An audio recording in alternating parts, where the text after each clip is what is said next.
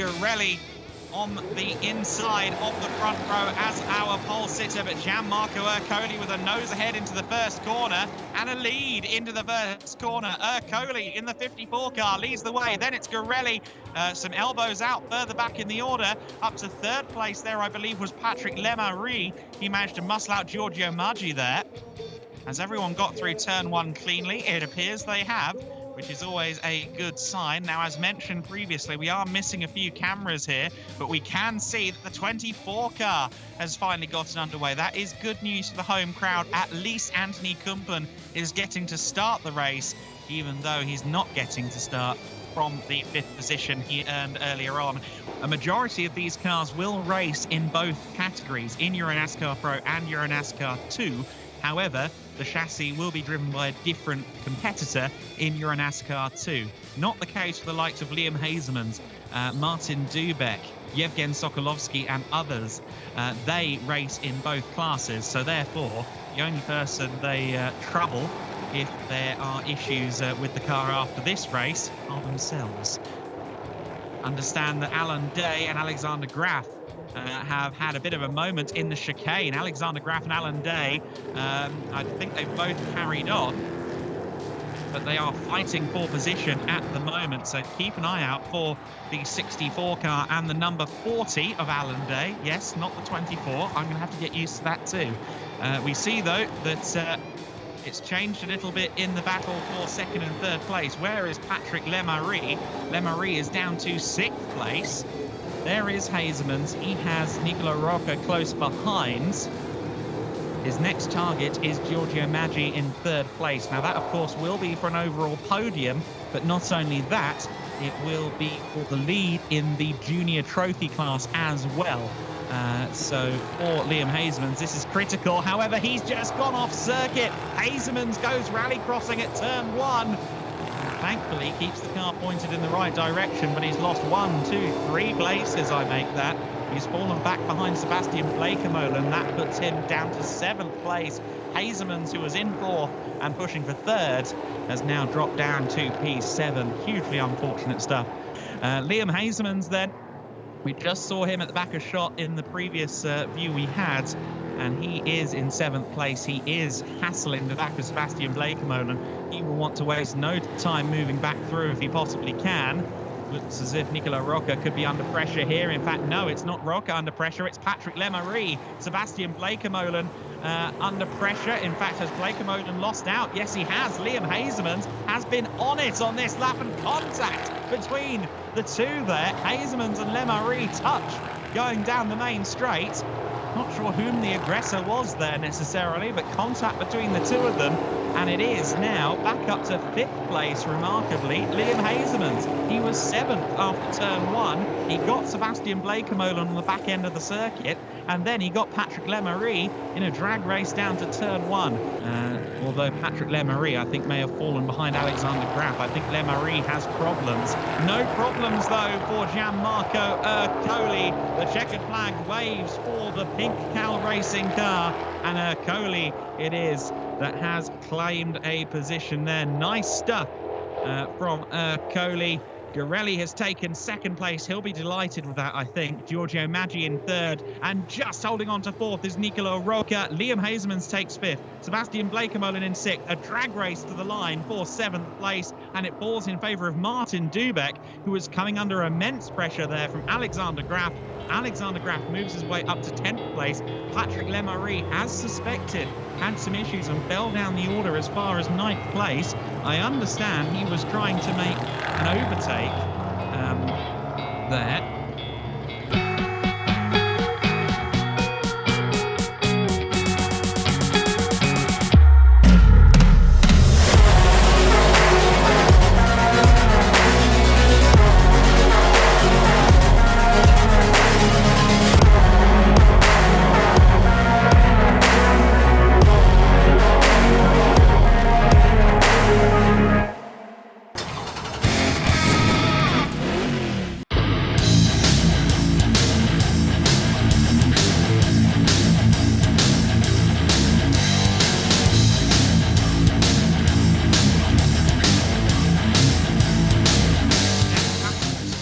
and they will go when the green lights are out. And they are out. They accelerate away, and it's Gil Linster who's got the good start there. He is going to lead into the first corner. Good start indeed from Linster. Has everyone else got through? Okay, we wait with bated breath. A little bit of kick up of the dust from a little further back in the order. But doesn't look like there's been any particular dramas there. I believe that was Colavita just kicking up the dust a little bit, but it is Gil Linster from Alberto NASCAR at the sharp end of the order on this, the first lap of 15. You see some of the cars 2-3 wide. Martin Dubek, a car that we must say is a little further down than we thought as well, started down in 14th place. Let's see what kind of progress Alberto NASCAR well in the slipstream though of Gil Linster as they come across the line to complete lap 1 of the race. Ooh, a little bit wiggly there from NASCAR as we begin at lap 2. NASCAR trying to pick his place here. He's going around the outsides of Linster. Not quite able to do so yet, though he's cut to the inside by the looks of it. Yes, he has. Alberto NASCAR with a fabulous move there. I think Gil Linster may have just run it wide at turn 3. NASCAR did very well to hold onto the car through turn 4, but he is now our race leader. Can Linster reply? NASCAR then already with a couple of car lengths in hand, but is his car slowing? Yes, I think he struggled to get into gear there, and now he's trying to block Liam Hazeman's run, realizing that he was in peril there. I think NASCAR just missed a gear, and that's dropped him from the lead to 3rd place, and I get the feeling something might be awry with that car in general. He's falling down the order, and he doesn't seem to have the power. What's going on with Alberto NASCAR? We spoke of his fabulous fortune so far in this race, or so far in this season. And it seems that maybe I've put a bit of a jinx on it because he has fallen down the order.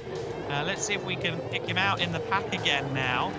Keep an eye out for the 88. There it is, just in the back of shot. And he is well outside of the top 10 now and clearly still off the pace.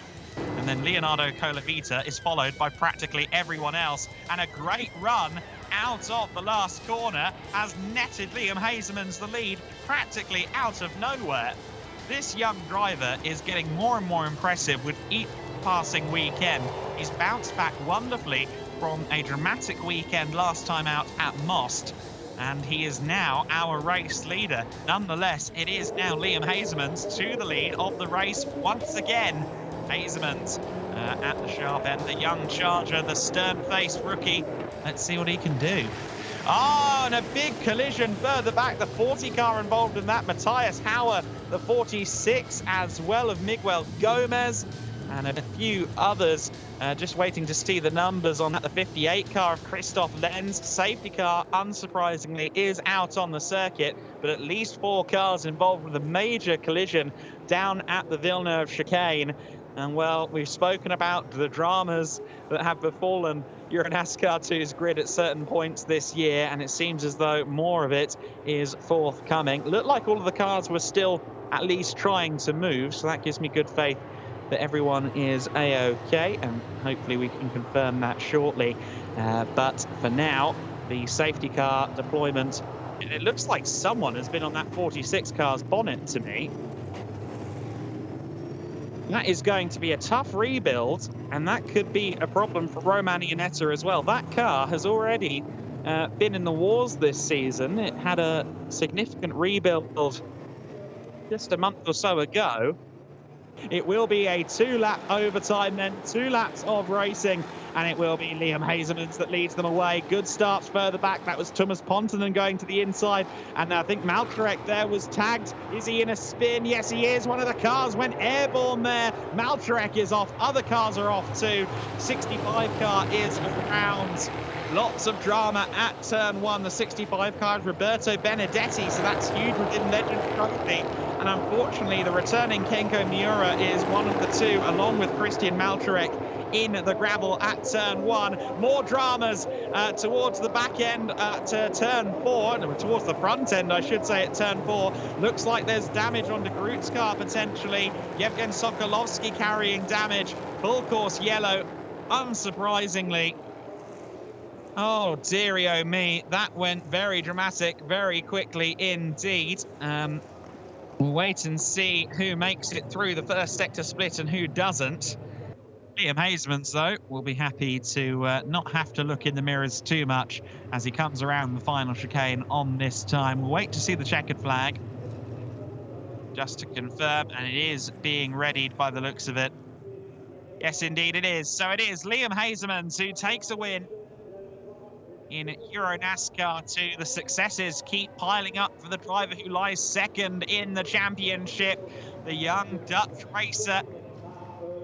Perhaps not finishing the race in the way he would have liked, but perhaps in a more relaxing way than he usually does at the sharp end of the order. Gil Linster takes second place ahead of Ulysse Del So, who will round out the overall podium. Of course, Liam Hasemans takes the rookie class honours as well.